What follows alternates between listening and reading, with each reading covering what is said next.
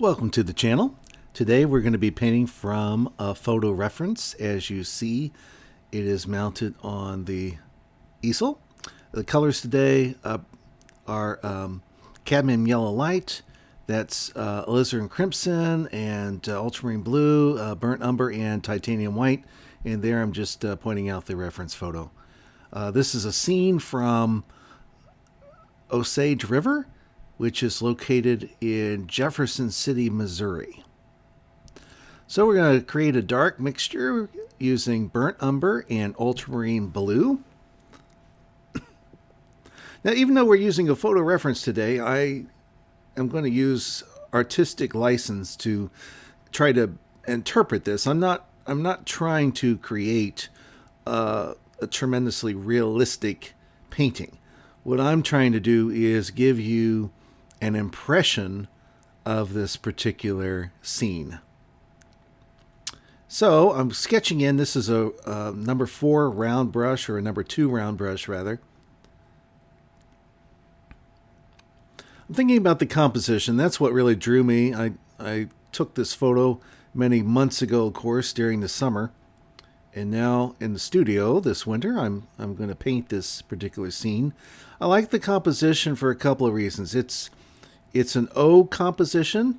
In other words, the viewer is going kind of around in a big circle in the mainly in the center of the composition, and keeping focused and interest by drawing the viewer back into the painting to the light area that you see in the distance where the river takes a turn, as well as also like the darks and the lights. There are more lights. I would say that there's about 2/3 light and then 1/3 dark, the shadow areas. And so that makes for a good composition too. You don't want it to be half and half.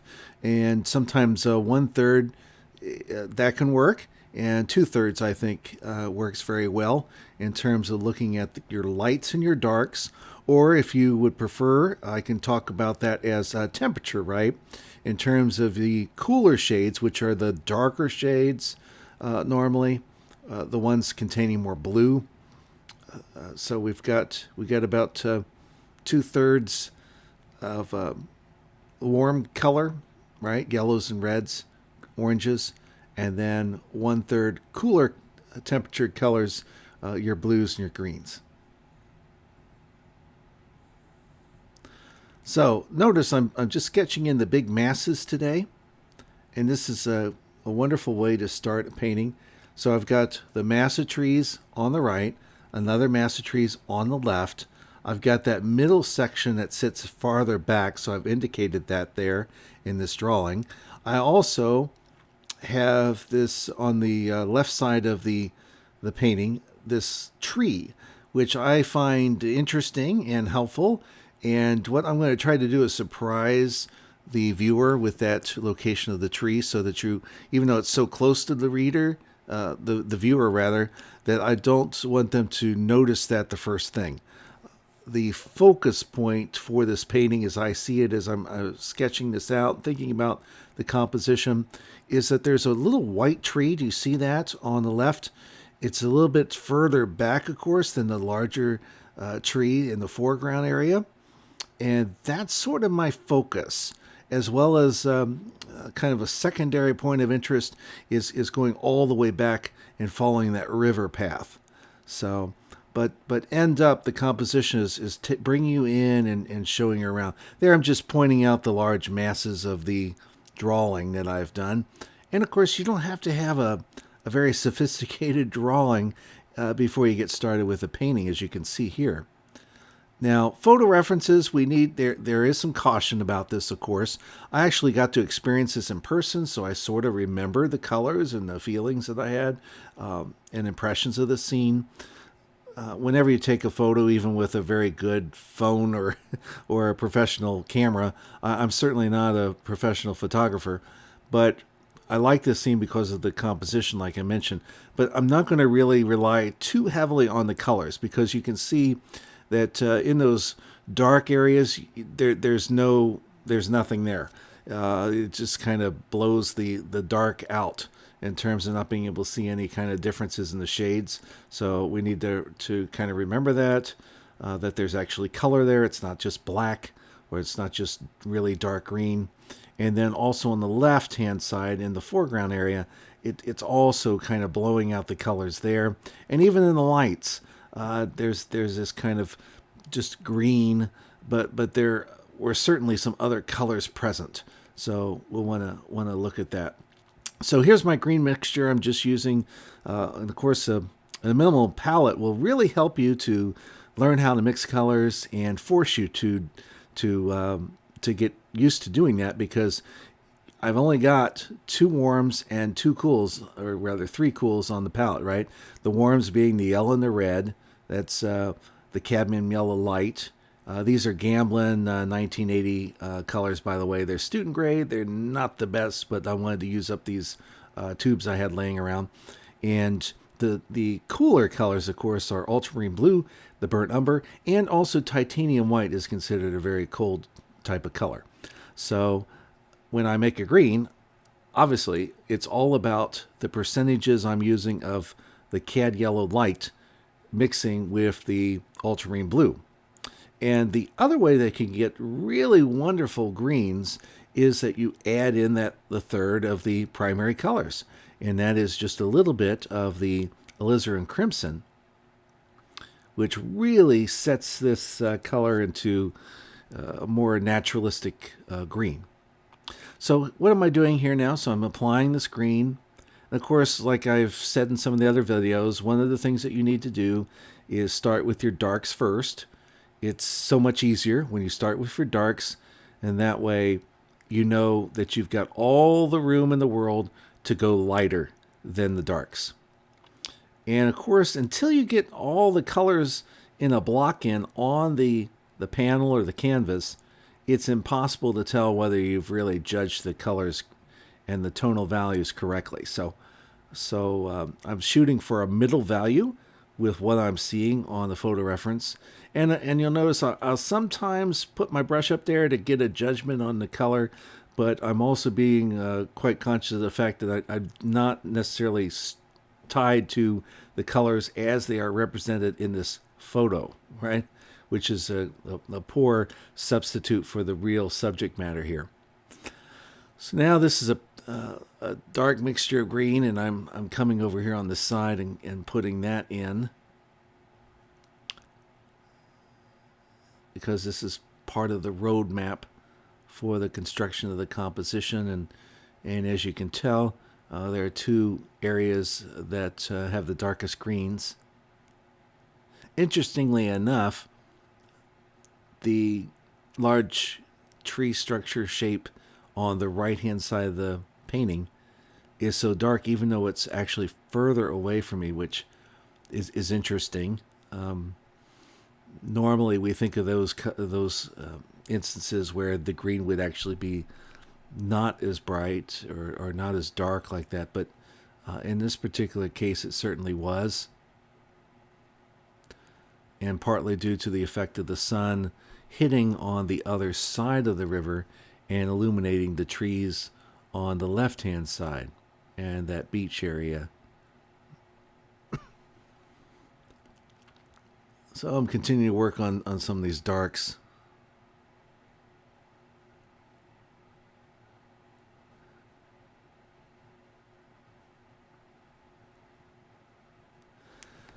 One of the other topics I wanted to focus on today with this painting demo is how to paint when you don't feel like painting. And this is a good practice, is to get into the practice of doing a painting a night. Now, this is not an extremely large painting panel. This is an 11 by 14. It's the smallest size that I now use.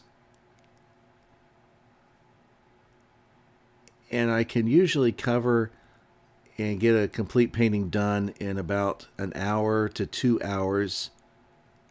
I usually try not to paint more than 2.5 hours, partly because after that time period, I tend to find that I start nitpicking, and then I lose the spontaneity of my strokes. For you, that may vary in terms of how quickly you put paint on. I would encourage you to try to paint as fast as you can, because when you're not thinking as much about it, I think you can get better results in terms of your strokes.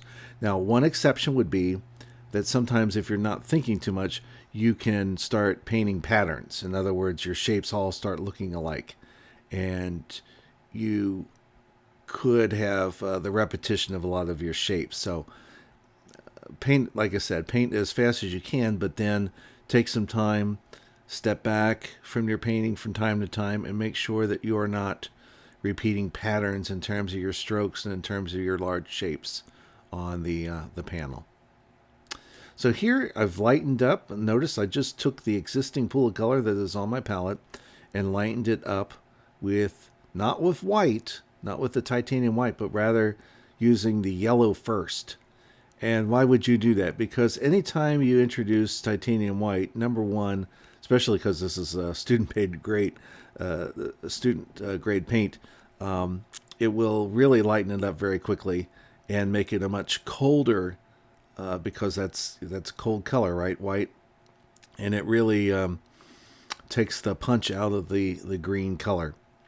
And in this case, at least how I'm reading and perceiving this photo reference in my memory of the location, is that it was a warm day, and it's warm sunlight hitting those trees on the left-hand side. And so I want to make sure that that temperature is reflected in the mixture.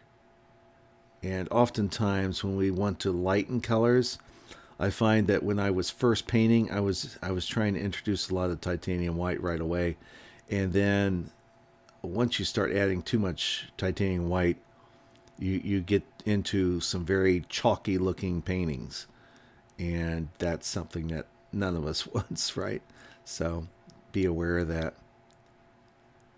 Here, just laying down, this is what many artists would call the block-in stage.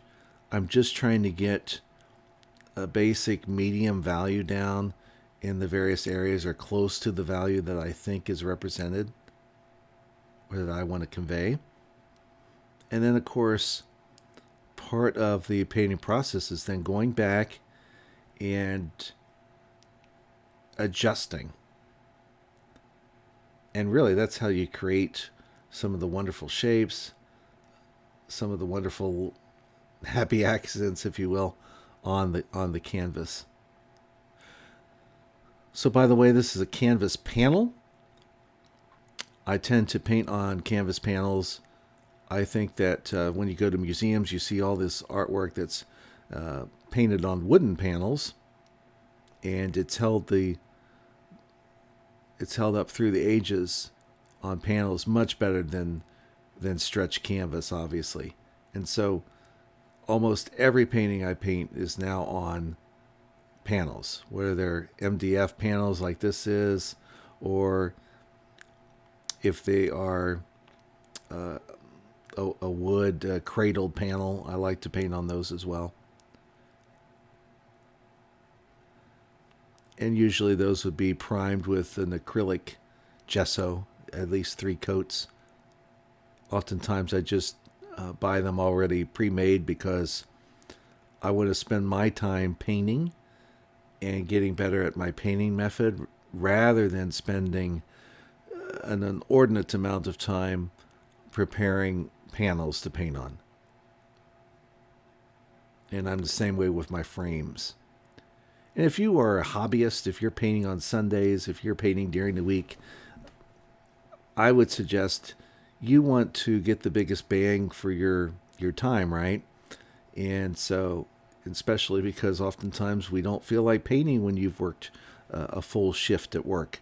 So put your time into the painting process rather than trying to produce your panels yourself. There's plenty of wonderful panel manufacturers out there, and you can find various ranges of prices for these materials.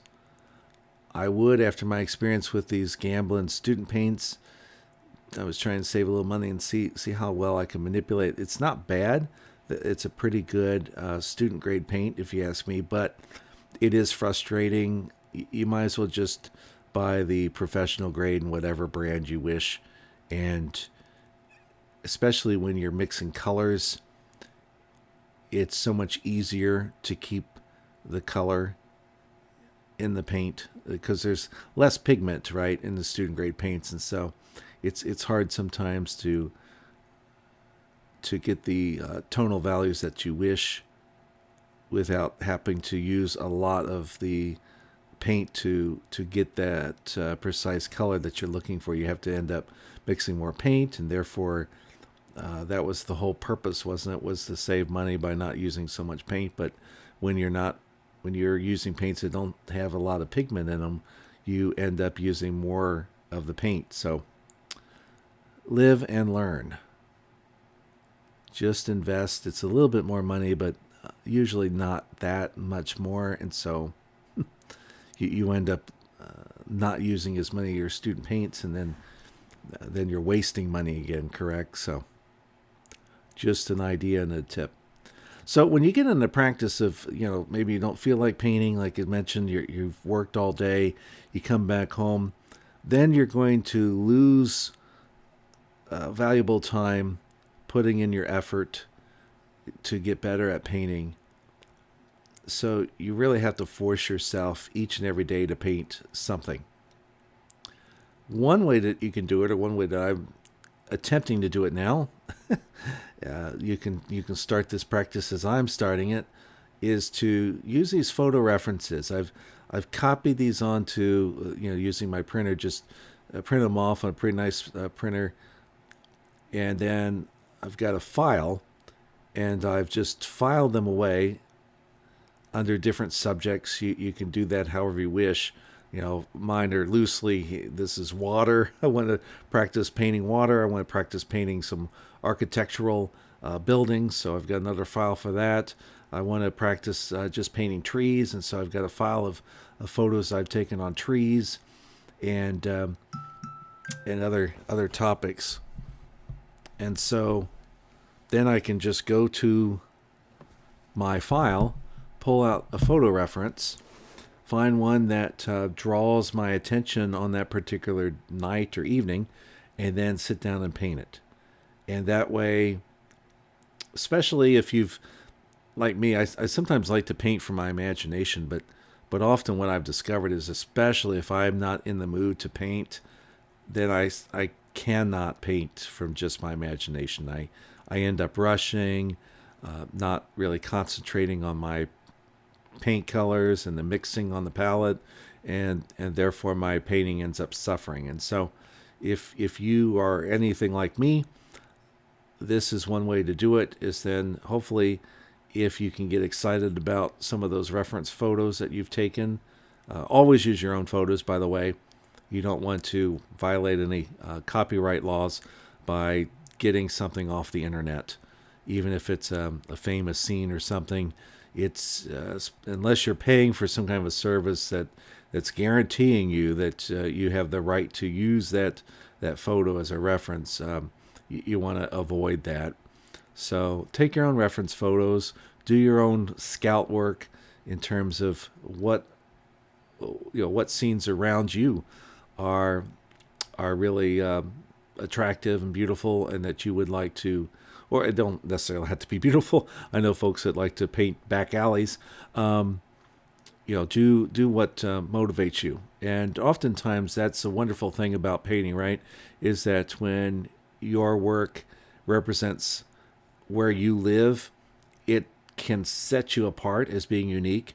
So you may paint like a lot of other painters in an impressionistic style or realistic style, but if you're painting scenes that are around you, then you will have a sort of regional appeal. And it's another way to get into galleries, to think about selling your artwork, to focus on what's in your own backyard. And therefore, folks that live in your own area may want to have those scenes on their walls. The other thing is that tourists often, when they're visiting a place for the first time, want to come back with a memento of the trip. And if you are painting some of the places where everyone likes to visit in your regional area, folks will want to purchase the paintings, especially supporting a local artist and and the particular regional scenes that you have in your area. So, if you live right next to a beach, my goodness, get good at painting waves and beaches. If you live in a heavily forested area, get used to painting trees and or the architectural buildings that be in your particular city, cityscapes and so forth that really represent your region. Now, you saw me just holding up the paintbrush here, and so I'm judging the values. What I often find, and what you will discover as you begin painting, is that your eyes are often fooled. I know mine are. I'll mix something on the palette. It looks nice on the palette. I will compare it to the scene, and I'm not close. I like the color on the palette, but it's not actually the color that I'm seeing in the reference photo, or perhaps if you're doing this plein air or outdoors, when you hold your brush up, it's not matching what you're seeing there in nature. So you kind of have to be careful with that. One of the biggest problems that plein air artists often face is because there's so much light outside usually when you're painting and so much reflection that you tend to paint everything too dark. You're thinking that it's bright, it's beautiful right here, but most of the time these paintings are going to be viewed in house lighting, right? With light bulbs in the darkened space in someone's home, and so it's not going to be viewed in direct sunlight out in nature in the prime of summer. So keep that in mind when you are painting subject matters, especially outside and plein air, that if you notice that your paintings are always too dark when you bring them inside, then a couple things you need to keep in mind. Always try to find a shady place or a place that kind of looks like the lighting you would have in a home and paint from that. Some artists like to use umbrellas to help get the sun off of the canvas. I've had no luck with umbrellas. I think that they tend to create more problems than they're worth. So I will just spend some time finding a good location where I'm out of the sun, where I've got some shade, and the intensity level of the sun on the canvas is not such that it's going to adversely affect the ability for me to read the colors. All right, so I'm continuing on this block in. Notice all the greens in this painting.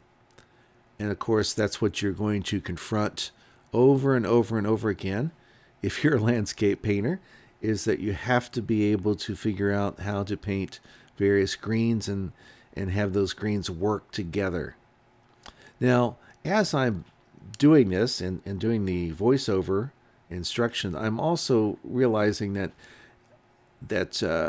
for example, that green that's supposed to go all the way back, it's kind of an aqua green at this point, sort of in the middle of the canvas that your eye is kind of drawn to. That tonal value is not correct, and so I was making that note when I was painting that, yep, I didn't get that quite right. And that's what happens. And don't get discouraged. At first, if I had something like that happen and I saw that color there, I would either try to fix it on the spot instead of just leaving it sit there for a little while, or I would try to immediately scrape it and then constantly try to repaint it without having the other values and other colors near it, and or even toss the entire thing in the garbage and start over again. That's not necessary. So what I want you to remember is that it's okay to make these mistakes. Oil paint is very forgiving, and so if you paint very light, at this point with the block in, I'm basically using as my medium just a little bit of Gamsol, which is mineral spirits. odorless mineral spirits, to thin the paint just a little bit. And these layers of paint that I'm putting down now are fairly thin. I will come back after the block-in stage and start adding some thicker paint on top of the initial block-in.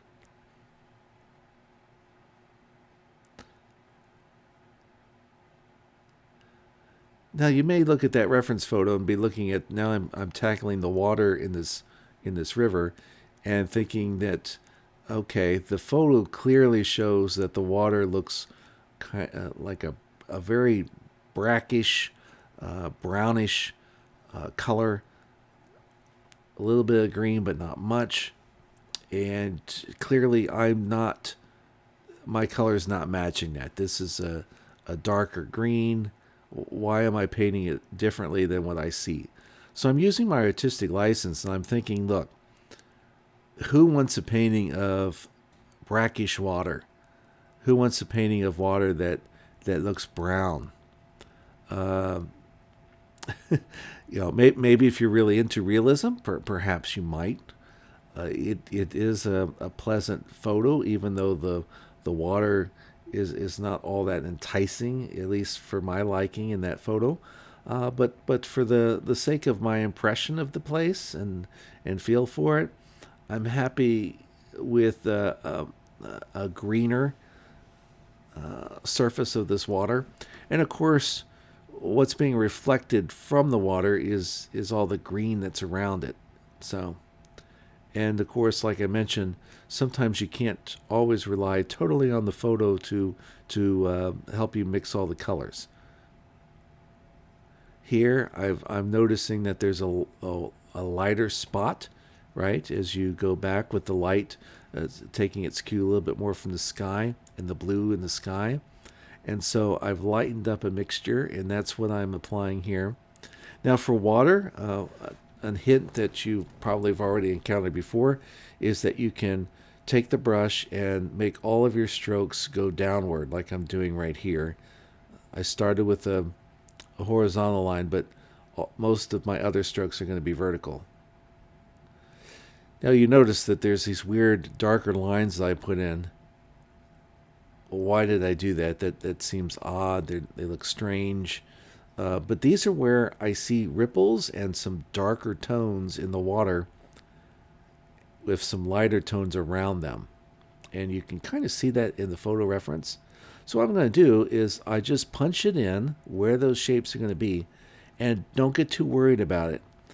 I'm going to, because the paint's not going to dry quickly. We're using oils, so it's not like acrylics. I have time, and what I'm going to do is I'm going to come back in and I'm going to soften all those edges. I'm going to use the paint that's on the palette at this point, and I'm going to help use that to mix some things right on the panel itself. And constantly as I'm thinking about this painting, I'm reminding myself that this is a study. Like I said, I was not very motivated to sit down and or stand up as I'm doing today and paint this scene. I had a long day, but yet if I want to get better at painting, I need to paint a daily painting, because that's the only way you're going to get better. You can watch all the videos in the world, you can read all the books in the world, and all that stuff can really help you to get new ideas and things, but unless you're trying the new ideas out for yourself and seeing if they work for you, it's not going to be as helpful. You have to put in the time. I heard one artist say that you become a real expert, you really have to paint about 10,000 hours. Wow.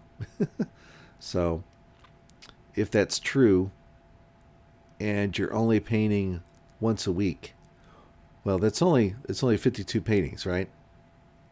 And probably less when you think of some of the holidays that are going to come up, birthdays, anniversaries, other celebrations that are going to make it impossible for you to paint on those days, especially if you're also trying to make a living with some other career at this point. If you're a hobbyist, or you're not looking to be a professional artist to make all your money by painting and selling paintings, you are going to have difficulty putting in enough time to achieve the kind of level that you see from the professionals. Obviously, if you're a professional painter and you had 40 hours a week to do these paintings, you're going to see improvement over time. But if you are a hobbyist, an amateur, someone who's been painting a lot over the years, but if you're only doing a few paintings every year, you're not going to see as many improvements. So, like I mentioned, I really think the key is having subject matter always available so that you can paint. And especially if you're one of those that wants to really get out and plein air paint, that's wonderful. I thought that that's the way I wanted to go.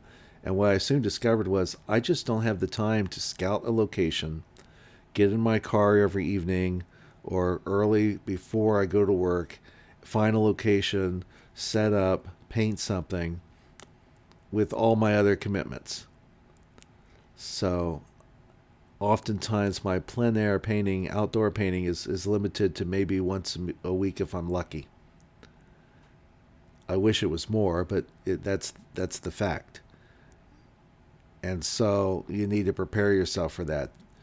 I know they've got challenges. The Strata Challenge, I think, is coming up in January, where you paint a small painting every single day for 30 plus days, and then you can maybe get in a drawing and win a nice portable setup from Strata easel, which is a fantastic easel, by the way. You might want to consider doing that challenge as a way of painting a small painting every day. You don't have to paint an 11 by 14. You might want to do a smaller version, a 6 by 8 or a 5 by 7, something really doesn't take as much time to put paint on. However, I do find that when you paint so small like that, it's hard to develop gestures and loose brush strokes and things. I would prefer that people paint a little bit larger, especially if you're starting out, than to do too many just small paintings. But at any rate, most of the time it's rough to get that many paintings in over the course of even a month, unless you're retired and you've got oodles of time that you're trying to kill. And if that's the case, then wonderful. Spend your time in that regard. You will get better and see improvement. But if you have a full-time job, if you're a hobbyist, then one way to do it is by painting in the studio, reminding yourself that you're still going to learn how to paint, even if you're not always painting from real life. And make sure that you are taking photos when you do have some time, keeping some kind of a file system like I mentioned, and then being able to look through that file on a regular basis, pull out reference photos that have good composition, that you can practice certain compositions with, and then set up and paint. And that way too, it doesn't, you can tell yourself, I'm not trying to paint something especially creative today. I'm working on certain aspects. I know artists that may say, okay, today I like this photo, I'm going to just focus on getting a nice block in. And then maybe you don't even finish it. Maybe you just do a block in with that study. You could just throw it away. Afterwards, use very cheap materials so that you're not worried about wasting anything. There's no waste when you're practicing a painting. And by the way, when I think about painting, I tell myself, at least at the very beginning, I always struggle with this. I wanted to use good materials, but then I would sit down and try to paint this, and I wanted everything to be a masterpiece. And that's unrealistic. And if you try to do that, it's a recipe for disaster. So what I quickly learned how to do was to remind myself as I sit down for each painting, this is not a masterpiece. It's just study work. It's just practice. And the amazing thing is I never tell myself anymore that I'm trying to create a masterpiece. Every painting I paint, even if it would be in a competition, I'm telling myself, this is just practice. It takes off the anxiety. If it turns out well, great. If it's sellable, great. But I don't have to have a perfect painting every single time. And so do what you need to do in order to make yourself feel better about that process. It could be using materials that aren't as expensive. It could be using paints that are not as expensive. I think I mentioned one of the videos, if you're limiting the number of times that you're painting because you're using Michael Harding or Old Holland for every color and you're spending tons and tons of money on these pigments, it's not the pigments that's going to make you a great artist. It is the practice and the time that you put in. It is painting every day that's going to make you better. There are plenty of artists out there that use some odd colors, different brands, cheap brands, and still are able to accomplish wonderful work. So it's more important to put down enough paint, use enough paint in the painting, and then not to feel like you're breaking the bank in order to do so. Like I'm hopefully showing you with some of these videos today. Of course, these are not water mixable oils. These are actual oil colors. These are from Gamblin, and they are the student grade. It's a little bit more challenging to paint with them because they're not highly pigmented. So when you mix them together, the tints and so forth are not as strong, but it's not terrible. And if you need to paint on a limited budget, Gamblin's student line is a good one, and Winsor Newton are the two that I would recommend that you use. But as quickly as possible, I would try to graduate up to the professional colors. And maybe save money by realizing, like I do, a limited palette. You don't have to have all the colors in the tube. All you need is the primaries, titanium white, and if you'd like, burnt umber. You can make a brown by just mixing all three of the primaries, of course. But I find it more convenient to have a burnt umber and to use that in my mixes. Another reason why to use burnt umber would be the fact that burnt umber has a very quick dry time. And so when it's a part of your mixtures, that will help it dry if that's a concern. Now, you're probably wondering at this point, okay, why is he painting the sky pink? Well, at this point in the painting process, I thought, it's all about colors. It's all about artistic expression. And it's not just about trying to paint exactly what you see in a photo reference or in real life. You are the artist. You get to move things around. You get to decide on certain color shifts. It may be the same tonal value, but you could use any color. So what I was thinking of doing was, so this is, in my estimation, the same tonal value as that blue sky. It's just red. It's just pink. And so, of course, with green, red produces a kind of, your eye craves red next to green. And so I was trying to see if this might help produce a better painting by changing that color. And remember, it's okay to experiment when you're painting, especially if you don't feel like painting. So one way to feel more like painting is to allow yourself to experiment, to make mistakes, to try different colors out, to try different mixtures, different techniques, to get your interest back into the painting process. And remember, if you're using oils, and I'm going to show you in a minute that I eventually decide that this didn't do as much as I was hoping for, and I didn't like it. And so I'm just going to paint back over it. And the nice thing about painting back over is that little bits of the pink are going to show through the blue. Little bits of purple are going to come through because of this red that I placed on the painting in this block-in. And all of that can help assist this painting. So Don't think of it as, oh my goodness, I made a horrible mistake. I should just throw this canvas away. I need to start all over and paint blue. Oils are very forgiving. As long as you keep the mixtures relatively thin during your blocking stage, which I'm still in this blocking stage, you can always go back over top of it with a little bit thicker paint, add a little bit of medium, and you will be fine. Now here, I've mixed a little purple, and so what I'm trying to do here is where I see the darker blues, I'm putting purple. And then I was going to create some clouds that have a different effect than what I found in the reference photo. And it did keep my interest, all right? So this was a mistake, as I mentioned. I'm eventually going to paint over the entire sky. But on this day, when I didn't feel like painting, I took this little photo reference out, started playing around with the paint, allowing myself to experiment without any judgment. I'm not trying to create a masterpiece.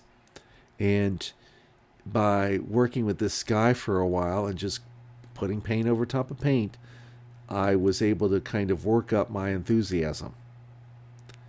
And you will find that too. When you struggle to paint,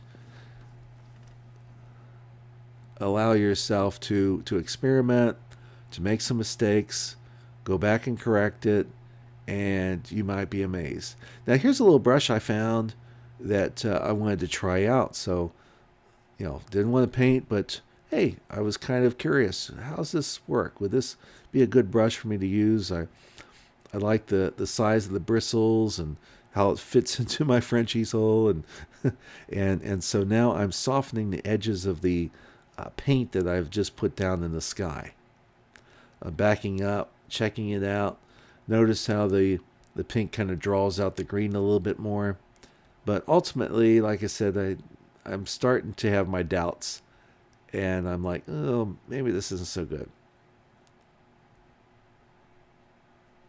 Another thing to keep in mind as you're doing the block-in stage, and we're just about finished with the block-in stage. The whole canvas has now been covered. Is that it's all about the big shapes, and you don't have to get particular. That's going to come in the next sequence when we start looking at each of the big shapes and then putting more color and more looking for smaller shapes within the big shapes is kind of a way to think about it. Here, I'm working on the clouds again. I'm going to spend quite some time trying to figure out whether I like a different type of sky than what I see in the photo. So to warm up the titanium white, I'm just adding just a little bit of touch at a time of the cad yellow light into that titanium white. That changes the temperature. You may not be able to see this very well on the video, but in real life, there's certainly a different color here. It's not white. It's more like a Naples yellow is how I would describe this color that I'm putting down. And of course, with clouds, I'm thinking, okay, we're going to put these light shades. I'm not putting very much pressure at all. I'm just trying to relax and use some dots and smaller strokes. And I'm applying it to the top of my purples as a way of turning those earlier purple marks into clouds. And of course, this is rather random. I'm really not trying to copy what I'm seeing in the photo at this point. I just know that I like clouds and I want something happening in the sky. I'm usually bored with paintings that are simply kind of a flat blue. You want to strive, and this is something that a lot of beginners struggle with is, well, the sky is blue, so I'm going to make it light blue at the very bottom. I'm going to add some of the color in as we get to the top, and we're done. That just staying with one color tends to not help. It ends up producing a lot of flat colors. Notice these greens. This is a block-in stage. And notice how flat everything looks. It's what I call the ugly stage of a painting, the block-in. It doesn't have any detail. It doesn't look good at this point. But think of it as I'm building up layer upon layer upon layer of different slight color variations. And as I apply each of those, the painting will automatically take on more detail, more interest, etc. So you can see that as I'm putting this warm mixture of titanium white and just a tad bit of cadmium yellow light, that it's making some of those other colors pop. And so I was experimenting with it. I could have carried through with this and just left it alone, although I ultimately decided I just didn't like it. Yes, I keep hitting the tripod. It's hard to step back and look at your painting when you're also trying to record your process of painting. I may have said this before. I think of the artistic process as being, for these YouTube videos, that it's like performance art. That I have a real interest now in painting and having the camera going so that you get not just the finished product of the painting, but the process that went into making it. That this is also part of the art form. And for me, one of the things that I enjoy about making these videos, and maybe you will do some of that yourself, is that I just love the process of painting, putting down different colors and experiencing it, and being able to watch back as I'm recording this voiceover is really interesting to me. I get to look at each of the strokes and I begin thinking, yes, I was thinking about this color here, and why did I put that color on the palette? Like, for example, right now I've decided, you know what, I don't think this pink is working.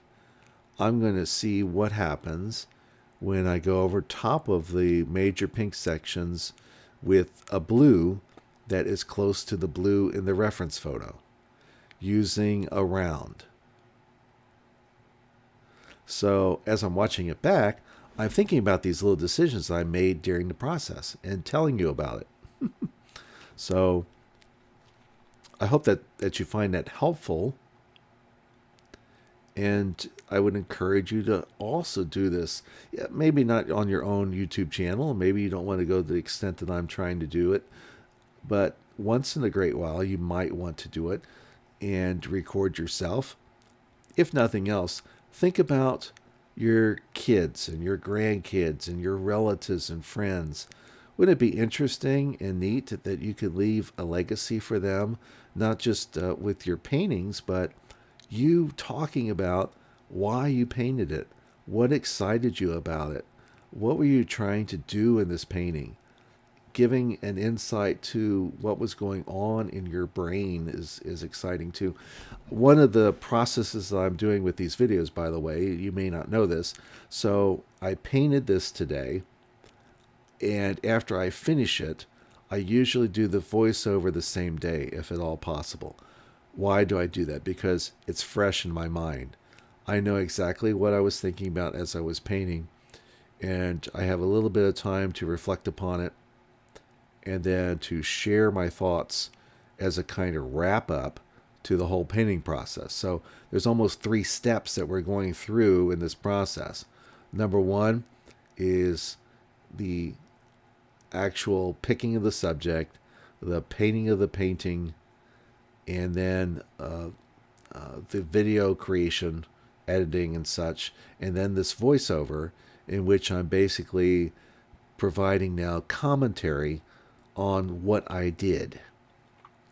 Consider it just like in pro sports. Sometimes they'll mic up the quarterback or wide receiver, and during the course of the game, you will hear that person talking with others on the field, and you get a kind of an insight as to what they're thinking about, how they're relating to others in the midst of doing their job, which is playing football or playing baseball or soccer, etc.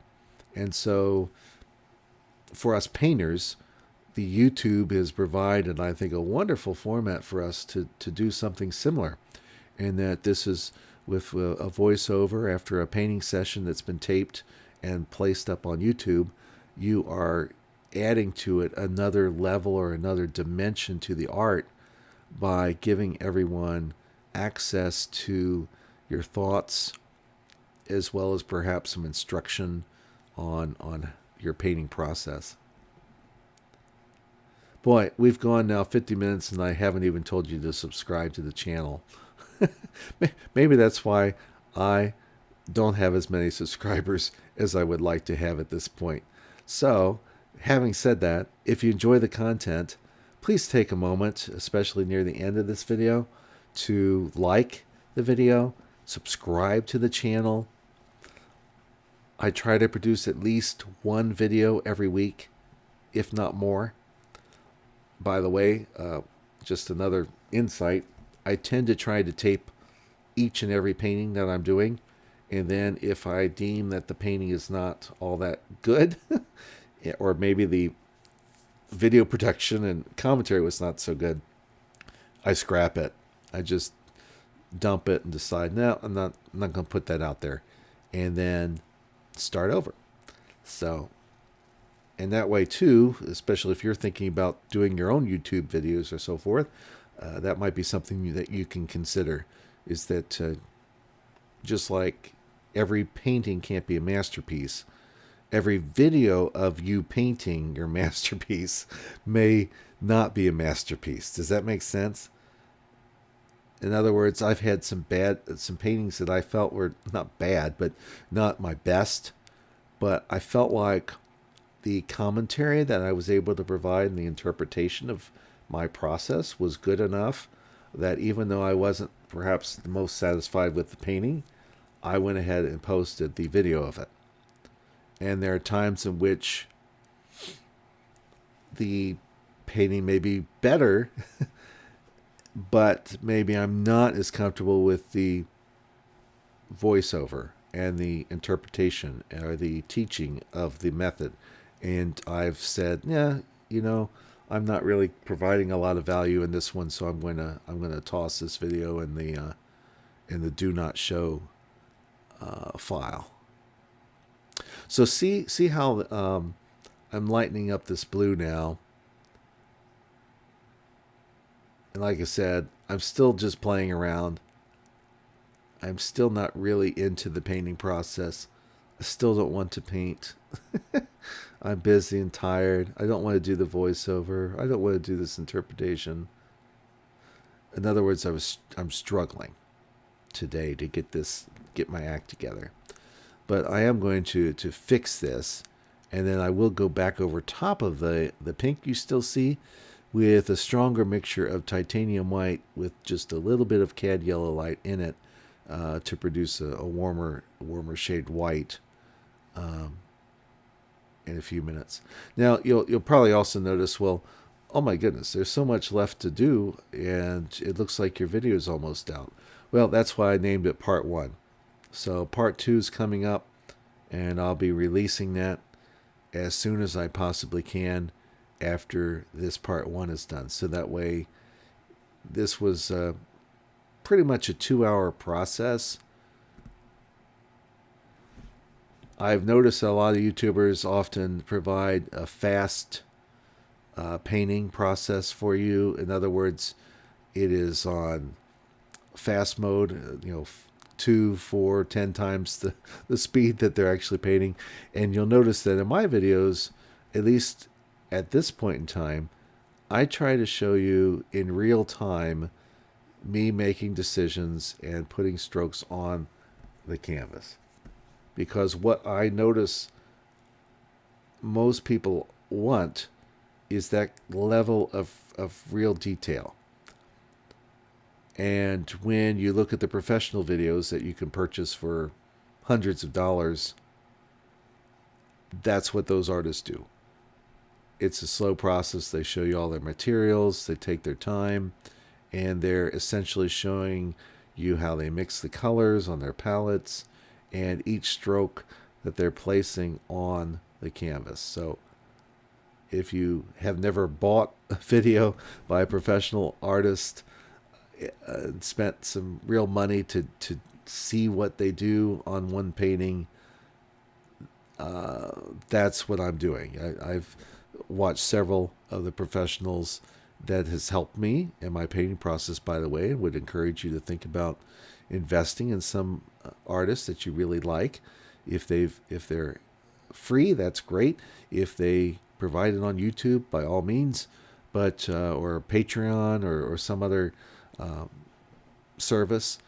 But if you have to pay for it once in a while, that's also a good practice to take a look at how some of those folks that are very, very well known do it, to see what their materials are and their process. I will tell you, I've actually seen some that were free or on Patreon or on YouTube that were much more helpful to me than some of the very expensive painting videos that I purchased. So keep that in mind.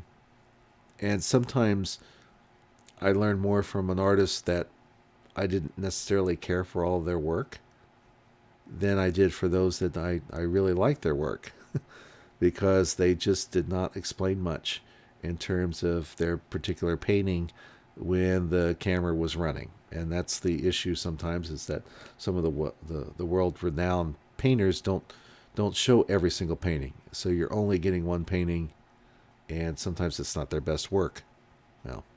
Well, we're almost wrapping up with part one. I'm going to stop at the hour mark here. And you notice that almost done with that sky and the correction of it. I hope that you found some of the information I've shared in this part one helpful. Stick around for part two. I'll leave the link right here that you can click on now to go to that video and see the details and the conclusion being made. Thank you so much for watching, and I'll see you in the next video.